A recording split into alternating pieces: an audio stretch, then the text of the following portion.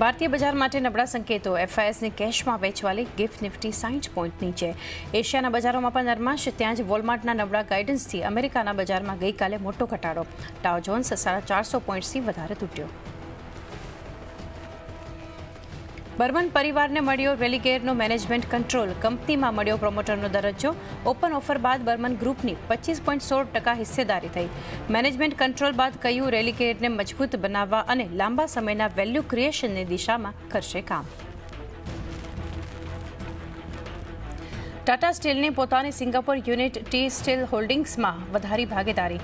2603 કરોડ રૂપિયામાં ખરીદ્યા 191 કરોડ શેર્સ. પાછલા વર્ષે ટી સ્ટીલમાં ખરીદ્યો હતો હિસ્સો.